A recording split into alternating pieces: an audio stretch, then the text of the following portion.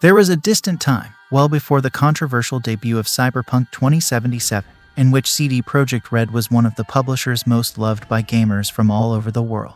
A kind of golden unicorn that put the enthusiast figure at center stage, spoiling it with titles of great workmanship and submerging it with content at no cost. A company for gamers founded and run by gamers, who apparently lived for the sole purpose of satisfying their desires. That old CD Projekt has reappeared over the last few days through the majestic landscapes of The Witcher 3 Wild Hunt, polished through a substantial next-gen patch aimed at transforming the experience on PlayStation 5, on Xbox Series X, S, and also on PC. A great free update designed to remake the look of White Wolf's most famous adventure, ferrying the marshes of Velen and the peaks of Skellige to the shores of the 9th generation of consoles, squeezing every circuit of the machines in order to get closer to the best versions available, not those just out of the factory, but those further refined thanks to the addition of appendices such as graphic mods. Forget about an armchair for two. This year Christmas must be spent in the company of White Wolf, Ciri, and Dandelion, having a drink with the Bloody Baron and resting under the warm slopes of Novigrad. The next-gen version of The Witcher 3 Wild Hunt is in fact a love letter addressed to fans, a casket willing to open up on one of the best video games of the last generation. But what is impressive is the fact that even today, almost 8 years after the original launch, the epic of The Witcher still manages to shine among RPGs set in an open world. Does this simply mean that it was an extraordinary title, or that the entire production of the genre has rested on its laurels? Know that it is very difficult to provide a single answer, even if we will try this one analysis of the next-gen version of The Witcher 3 Wild Hunt. An odyssey, that of White Wolf, which leads the Witcher to the four corners of a medieval world with dark and fantasy hues, while the hooves of the faithful mare Rutilia tread swamps overflowing with corpses and colorful fields in bloom. There are hundreds of hours of play made available by CD Projekt Red, which dances agile between the story of the search for the young Cirilla and tons of secondary activity, painting a picture that digs relentlessly into the darkest features of the human soul. In short, it is an experience that is forbidden to miss, even if usually one is distant from the classic tradition of Western RPGs. The developers have chosen as a canvas a series of vast open-world maps that become the scene of a unique narrative component, made up of total freedom and large interrupted bridges. It's up to the player to decide which track to pursue by carrying out investigations that sometimes end in a dead end, pushing him to beat unexplored paths and meet dozens of extraordinary supporting characters. Not to mention that, talking to a simple stranger or consulting a village bulletin board, you run the real risk of getting lost for hours in parallel stories with a strong emotional charge. Against these backdrops, when the dialogue gives way to the sword, the gameplay embodies the soul of the classic action video game, staging whirlwinds of slashing and explosive magical signs to annihilate terrifying monsters and humans often more evil than any beast. Between passive skills, very powerful decoctions, unique armor, and silver blades, each player can sew a tailor-made combat system for himself, even if this segment has often emerged as the most criticized by fans. From the peaks of the Skellige archipelago to the most remote forests surrounding Novigrad, The Witcher 3 Wild Hunt is still today a mine of interactions that frescoes dozens of large and small stories with breathtaking panoramas. In this regard, we must not forget Hearts of Stone and Blood and Wine, or the two great expansions that have marked the post-launch period, often considered among the best injections of additional content out there. But if already in 2015 the title presented itself as a monument of the genre, the debut was marked by a long series of imperfections which at the time one still felt able to forgive the small and beloved CD Projekt Red. The first surgery of the patch aims to improve the gaming experience, putting the finishing touches to a formula already perfected over the years. This does not only mean enhancing the graphics sector, but introducing new mechanics aimed at making many facets of White Wolf's journey more enjoyable. As if we were exploring an iceberg, we will start from the surface to gradually descend towards the most esoteric depths. The change that first catches the eye is the new default setting linked to the camera, which chooses to position it much closer to White Wolf's shoulder, completely eliminating the zoom-out effect that characterized the fight. CD Projekt said that this type of view was born almost by chance, but there is no doubt that it helps to give a younger look to the exploits of The Witcher, dangerously approaching the staging to that encountered in the recent chapters of God of War. It is not an imposition. It can be activated and deactivated in the options according to the different phases of the game. But it gives an aura of grandeur to the medieval scenography, and radically changes, often positively, the approach to the combat phases. If the dense interface of the original risked too often jeopardizing immersion. Now it is possible to select an option that allows the HUD to be reduced to a minimum by making it disappear entirely in the exploration phases, in order to make it even more cinematic White Wolf's raids. If that weren't enough, you can always count on the photographic mode that can be activated by pressing both analog sticks to immortalize the deeds and great victories of the White Wolf. It is an almost stylized function, which allows you to play with the classic sliders of photo editing programs, without however adding anything else to the staging, such as facial expressions or particular poses for example. Staying close to the surface, CD Projekt Red wanted to rejuvenate the world map, reducing the number of visible icons to facilitate the reading of the map, for example by hiding the tons of question marks that dirty it. According to the same philosophy, it is no longer necessary to use additional menus to collect herbs and ingredients for potions, which are directly transferred to the bag following a single press of the respective input. The refinements of this kind are too many to tell them all. It is finally possible to assign the shot to the pressure of the left analog, while you can count on 3 different levels of intensity for White Wolf's walk. It's when you cross the boundaries of gameplay that the update is starting to flex its muscle, showing off details that modernize the classic experience. One of the most impactful changes is the ability to use any magic sign without having to open the radial menu. If this might seem like a small thing, the reality is that it gives a new rhythm to the fights, transforming them into a waltz of fire and steel in which to indulge without interruption.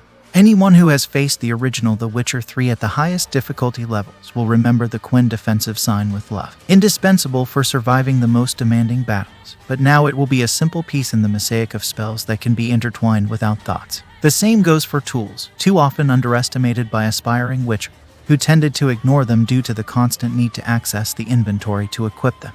Now, thanks to a radial selector, it only takes a moment to wield a bomb and blast yet another layer of CD neckers. Among the most underrated inserts, the fall damage reduction shines. In the past, the unbeatable White Wolf broke his knees too easily, and the new solution completely changes the approach to level design.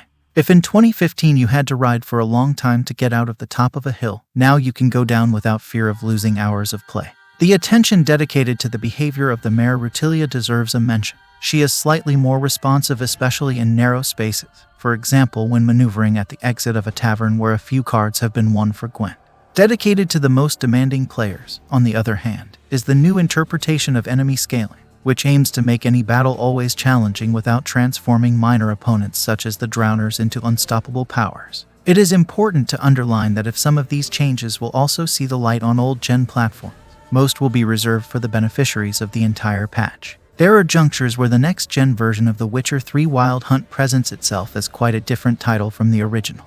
When approached with the new close-up camera and all the tools to aid immersion in combat, White Wolf's journey borders on feeling like a game designed specifically for modern machines. The only shadows reside in the small smears dating back to the time of the launch, such as the dialogues always staged in shot-reverse shot, or the constant transitions to black that characterize the beginning of conversations, and in engine-animated sequences. This is a legacy that absolutely does not dirty the work done on the aesthetic sector. Even before analyzing the different graphic modes, it is worth dwelling on the direct interventions that have touched the technical segment.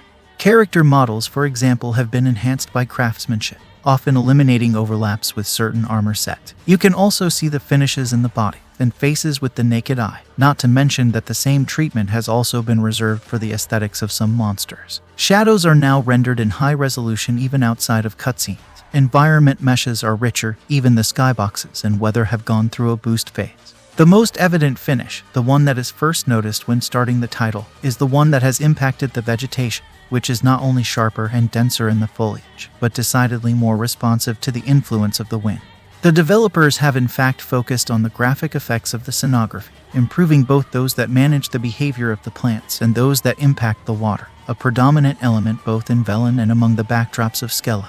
Finally, there is no need to spend words on the fact that the uploads are significantly shorter on the new hardware. PlayStation 5 and Xbox Series X can now count on 2 graphics modes, namely performance and ray tracing. The novelty, in this sense, is that both take advantage of the AMD Fidelity X Super Resolution 2.1 technology to produce a Ultra HD visual result regardless of the frame rate thanks to upscaling, aiming for 60 FPS in performance and 30 FPS in ray tracing.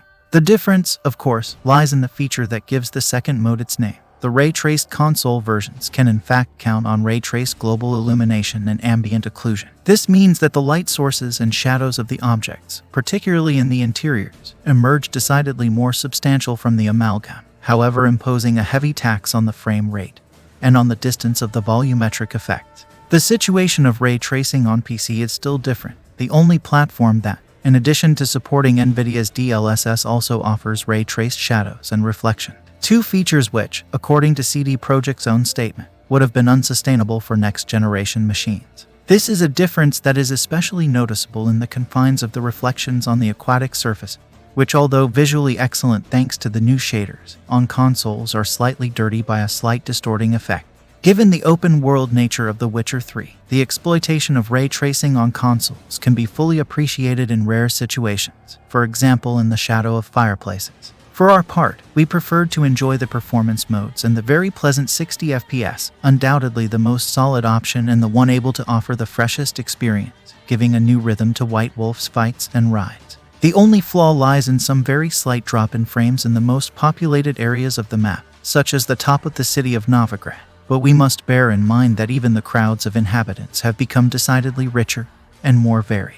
Not to be underestimated is the fact of being able to change graphics mode at any time, doing all the necessary tests to select the favorite directly in the game. Only the Xbox Series S comes out battered from the comparison, which can count on a performance mode at 60 FPS and a quality at 30 FPS without, however, being able to host ray tracing. In the second case, in fact, it offers a higher native resolution.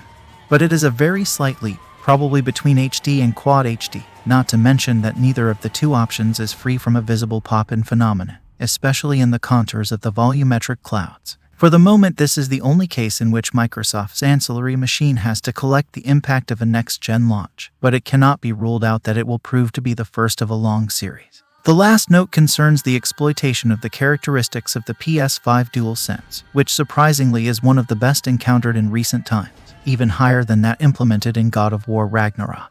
The haptic feedback works like a charm, sending Rutilia's gallop beats and the effects of each magic sign right into your palms. The use of adaptive triggers is also clever, which, just as happened in Housemarque's Returnal with the special shots, warn the player whenever it is not possible to cast spells. Too bad not being able to assign the slashing to the back button, in order to be able to savor every lunge of the Witcher's blade. Much of the credit behind the result achieved by the next-gen patch lies in CD Projekt's choice to integrate the most loved mods directly into the official code, working side by side with the most established authors of Nexus mods. Even if the developers have personally put their hands on some models of the monsters, the armor, and the very forms of the protagonists, the contribution of the community of enthusiasts has played a role that is even more decisive in various respects. Hulk Hogan's The Witcher 3 HD Reworked project, for example, introduces thousands of textures recreated in high definition and enhanced meshes, enormously increasing the level of detail of the surfaces, and refining everything with material and shaders created ad hoc, even reaching to increase the draw distance of certain architectures and to change the coats of all animals.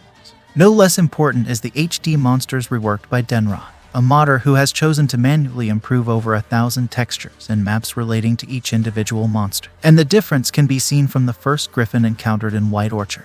CD Projekt Red has exclusively selected mods that aim to improve the experience while keeping its artistic imprint intact, integrating the offer with small content adjustments and the most up-to-date bug fix packages. For his part, he decided to make some small additions in the style of Cyberpunk 2077 patch 1.6, or by fishing directly from the box of the Netflix series. Some of these are available right from the main menu, such as the alternative style for the Dandelion character, and the clothing of the soldiers of Nilfgaard, while the speech changes for the equipment worn by Henry Cavill. The only unpublished narrative flash is in fact a small mission in Velen, beyond the gates of an old and mysterious mine sealed in the center of the region, next to the Tree of the Hanged Man. It lasts about 30 minutes, stages 2 different bosses and multiple endings, and is a welcome surprise to decorate the sea of improvements made to the quality of life. The reward is precisely the pattern needed to build the armor worn by White Wolf's television counterpart, which is not a simple aesthetic quirk. There is a master variant that rivals the sets dedicated to the different Witcher schools, and its appearance reflects all the changes made in the second season of the series. It's hard to treat such an injection of content like a simple next-gen patch. Nowadays, full-price remastered editions are released that simply upscale texture resolution or definitive editions that box all post-launch content into a single package. The case of The Witcher 3 Wild Hunt awakens memories related to the dear old CD Projekt, which on December 14th aims to regain the affection of the fans. The graphic adaptation to the new generation of consoles will also remain at the center of the offer, but this version presents itself as an experience that walks in balance on the edge of novelty. In fact, it does not limit itself to raising the curtain on the best possible edition of The Witcher 3, aiming instead to correct the stumbling blocks of the past and to enhance some gameplay mechanics, calling together both its historical developers and some of the most talented modders around. The results achieved on the graphic front will certainly not be blinding for PC players, who have long been accustomed to the miracles of mods, but on consoles the difference is there and you can feel it all. It's a shame you can't count on 60 FPS without having to sacrifice ray tracing, but the reality is that meshes, textures, shaders, and VFX do the bulk of the work. After all, the house claimed to have always kept the frame rate in first place, finding itself forced to cut certain innovations in order not to damage the general performance. After all, dozens of small details deserve the center of the stage which, if taken individually, might seem insignificant, but which together give a new warm look to the Odyssey of the White Wolf. Nothing to say about the experience at the heart of Wild Hunt, which almost 8 years after the original launch still manages to impress, thanks to an ageless narrative component, and a world so rich as to constantly hide some little secrets. Yes, The Witcher's long journey is now in its best form. Will it be enough to convince even those who have already stripped it for hundreds of hours to throw themselves back in pursuit of Ciri? There is a very simple way to find out. Download the free update, take out the duvet, and try to follow, this time more closely. The reward is precisely the pattern needed to build the armor worn by White Wolf's television counterpart, which is not a simple aesthetic quirk. And that's it. I hope this review was helpful for you. But if you enjoyed this video, then leave a like and subscribe to the channel to support me. Leave a comment down below with your thoughts. As always, until next time, take it easy.